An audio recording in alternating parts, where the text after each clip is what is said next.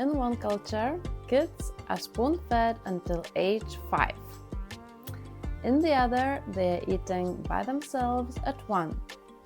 Two cultures, one family, and two very different ideas of what good parenting looks like.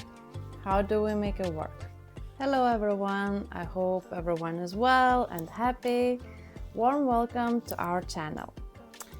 In this video series, I sit down with a cup of tea to share stories from my life as a multicultural family living in London. I'm so excited for today's chat because it's all about what we truly live every day, parenting in a multicultural family. But first, what is parenting? Parenting is the process of raising, nurturing, and guiding children as they grow, shaping their values, behaviors, and emotional well-being. It's about providing love, support, and the right environment for children to develop into happy, independent individuals. And while culture can influence parenting, it's important to remember that parenting is deeply personal. There is no single right way to raise a child. Parenting isn't about strict rules or cultural expectations, but about finding what works best for your family. Every parent brings their own experience, instincts, and values into how they raise their children. Today, I'll be sharing with you how my husband and I, coming from two very different cultures, blend our traditions and parenting styles as we raise our two little boys here in London. But no matter what background you come from, parenting is about love, patience, and adaptability. So let's dive in. So let's compare parenting styles of India, Lithuania, and UK. First, let's talk about Indian parenting. In India, family values and respect for elders are central. Children are taught to be respectful, obedient, and disciplined, often from a very young age.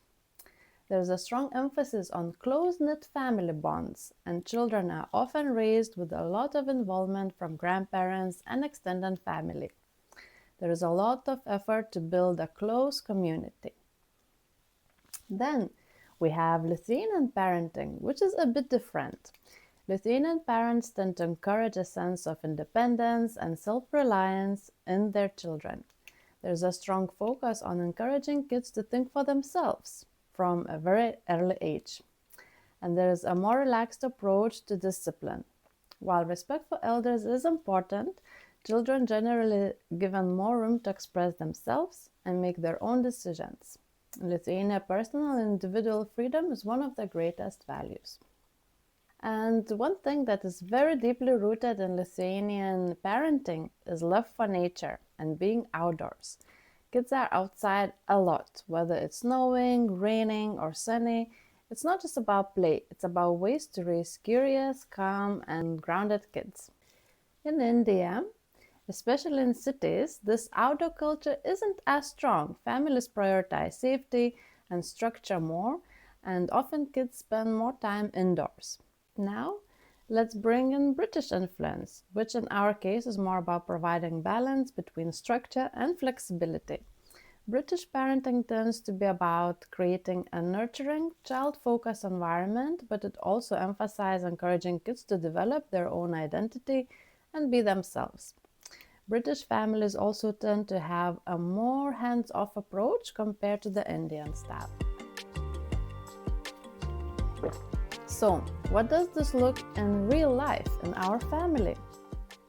For me, one of the most important things is teaching the boys to be independent and capable from a very young age. We don't want them to just rely on us for everything. We want them to be able to take care of themselves and contribute to the family. I encourage them to help with small tasks like tidying up their toys, setting up the table, helping me cook, clean.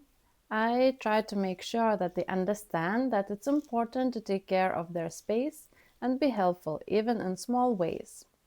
It's about showing them that they can be self-sufficient, whether it's learning how to clean after themselves or helping with little chores around the house. At the same time, I try to make it fun and rewarding so they don't feel like it's a burden. I tell them, look, when we all help out each other, we can enjoy more family time afterwards. And it works. They love being mama's little helpers and they have a sense of accomplishment, and I love seeing them to take pride in their independence. Feeding habits were also something we had to navigate.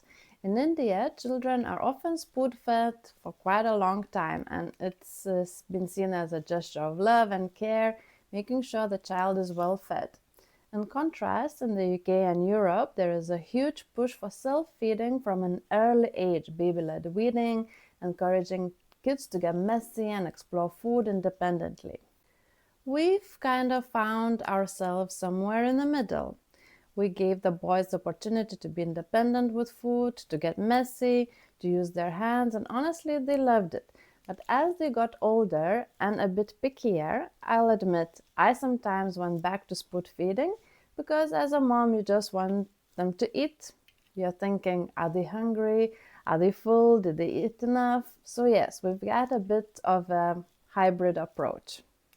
And then in Europe, it's very common for families to eat together, all sitting down at the same table at the same time. In India, meals are more staggered.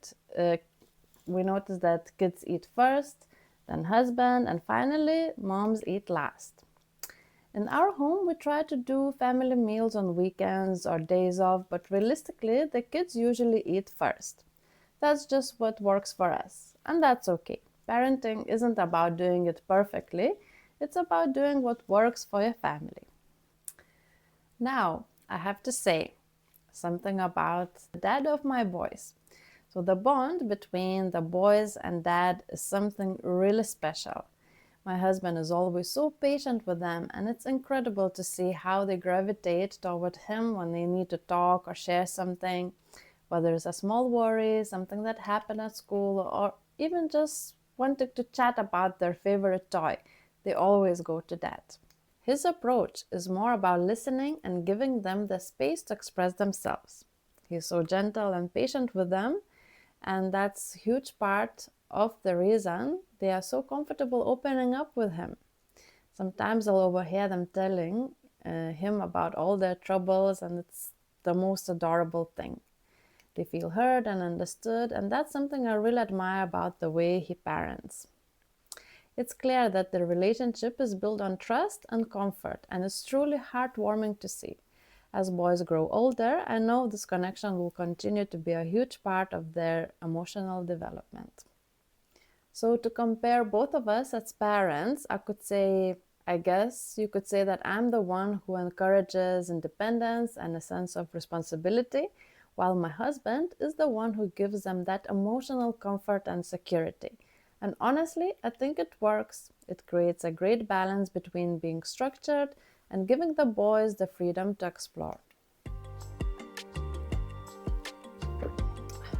When it comes to traditions, we try to incorporate both cultures. We celebrate Indian festivals like Diwali and Holi, where we introduce kids to the colorful rituals and the importance of those festivals in our lives. On the other hand, we also celebrate Christian holidays like Christmas and incorporate some Lithuanian traditions like trying 12 different vegan dishes on Christmas Eve. The key here is inclusion, also a compromise. We want them to feel proud of both of their Indian and Lithuanian roots, and we try to create a blend of both cultures in the celebrations, whether it's a mixing Indian sweets with Lithuanian food or teaching them a mix of languages. It's about making sure they know both sides of who they are. So here is a little insight of how we make it work. The key to blending traditions is flexibility. We don't stick rigidly to just one culture. Instead, we embrace both cultures equally. We also give each other space to express ourselves as individuals and share the load. It's okay for one parent to be a little stricter while the other is more lenient, as long as the values are the same: love, respect, and kindness. And when it comes to kids, It's about creating a safe space for them to feel like they belong to both cultures, encourage them to explore, ask questions, and most importantly, make sure they feel loved and supported. So, here is the inside of our multicultural parenting experiences. We'd love to know, how do you blend your own cultures at home? Do you have any tips for raising kids in a multicultural family? Drop a comment below and let us know. Thank you for joining for today's Tea Chat. I hope this gives you a little insight into how we are navigating parenting as a multicultural family here in London. Don't forget to like, subscribe, and hit that notification bell so you don't miss out on more videos from us. See you next time. Namaste.